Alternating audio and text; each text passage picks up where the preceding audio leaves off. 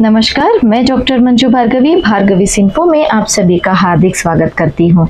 आज मैं आप लोगों को थके पाँव उपन्यास का सारांश बताने जा रही हूँ। थके पाँव उपन्यास में 50 वर्षीय केशव की कहानी से 3 पीढ़ियों की कथा का वर्णन है।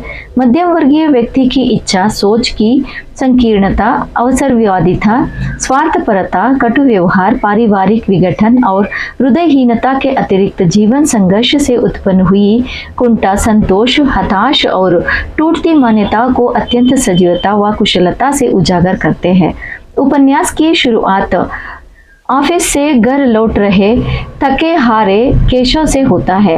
हर बीते हुए 50 वर्ष में अपनी 3 पीढ़ियों के जीवन का मूल्यांकन कर रहा है कि पीढ़ी दर पीढ़ी अपने हालतों में कोई अंतर नहीं आया।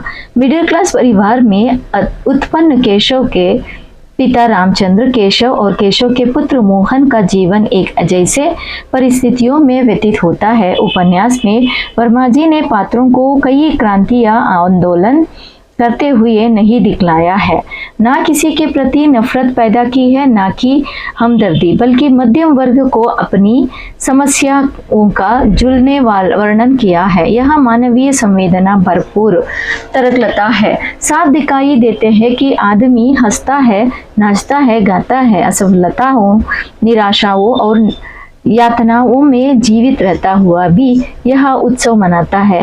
राग रंग में अपने को खो देता है। केशव की समझ में नहीं आ रहा है कि यह अब क्यों होता है और कैसे होता है, लेकिन यह कटु और कुरूप सत्य है कि जिसके इनकार नहीं किया जा सकता।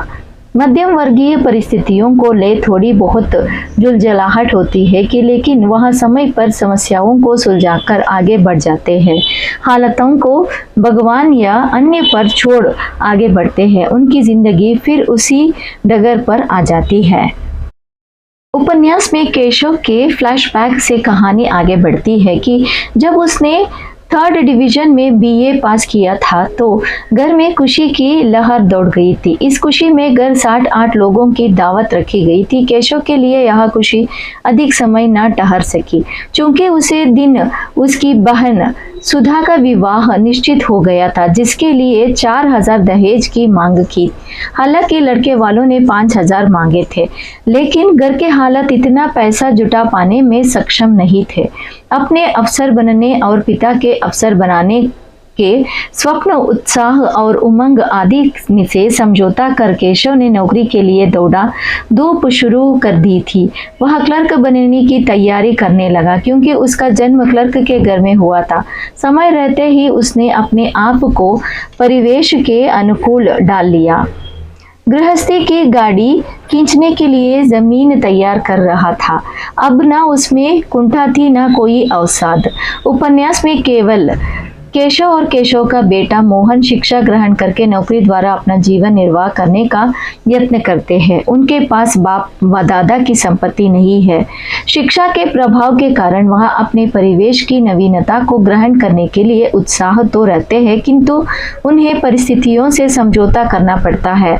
एक और केशव है जो अपनी सांस्कारिक मान्यताओं से जीवन बिताता है। दूसरी ओर बाबू बांकेलाल और उसका परिवार है। यह सुधा का विवाह होना सुनिश्चित हुआ है।